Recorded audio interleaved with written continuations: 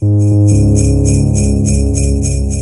day 8 of the Radio Free Skaro Fluid Links Advent Calendar, and Jeff D. Hill on Twitter asks, if the year we've had so far in 2020 were an unfinished Doctor Who script and you were brought in to finish writing it, who would be the villain behind this year's happenings, and how would the Doctor resolve things? Well. So basically, solve the problems of the current universe here in the way of a Doctor It would be the Who story. meddling monk with a paradox machine, and then they would just do what they did at the end of Last of the Time Lords and sort of erase the year. But it'd be the meddling monk because he's not getting it right at all. He's just an idiot. He's not the master. He's not good enough. He just So it's keeps a complete messing it up. disaster. I don't know. The monk makes a lot of sense because that's kind of what he does in his story anyway, or his first story. Meddles around. I feel like this is kind of like a failed science experience, so I feel like maybe the Ronnie's involved in this. Oh, possibly, yeah. Could it be Kettlewell? He's a good guy. He's a good guy. He just built a robot. The robot did nothing. The robot just existed. He didn't spread a virus or anything, right?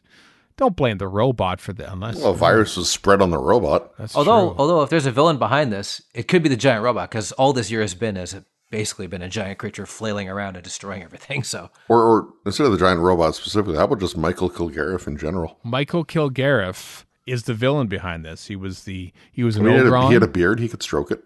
I think the Swarm is the one who's to blame for all this. Well, that's a little on the nose, though, isn't it? It is, but Somewhere he's also kind of a lame ass villain. So I mean, Somewhere out there is a giant shrimp moving all these chess pieces around the board. Just like it's Burasa. It's Burasa. Barusa. Pardon me. Barusa? I can never get it right. Barusa. I know. He's the one moving all the terrible chess pieces on the board. Yeah, the U and the A is a very confusing letter. Yes, it is, Adric. It's not Udric, or Udric. Barusa. Adric. Adric.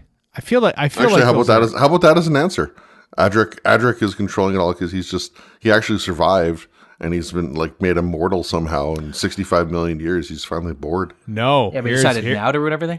No, here's the deal. It is Adric, but so on the space cruiser somewhere he picked up the coronavirus, which, by the 24th century or whenever it is, 26th century, it's been cured, but it's laid dormant somewhere in one of those like little in the caves. So you're ripping off the arc. I kind of, yeah, because then basically Adric crashes into the planet Earth and kills the dinosaurs, but with him the coronavirus is laying dormant for 65 million years until global warming melts the All right, I like where you're permafrost going with this. and releases the coronavirus from Adric's decayed corpse into the universe, and so it is Adric's fault. There you go. And then Jodie gives a forced and somewhat on the nose speech at the end of Orphan 55 about this very thing. End scene. Yeah.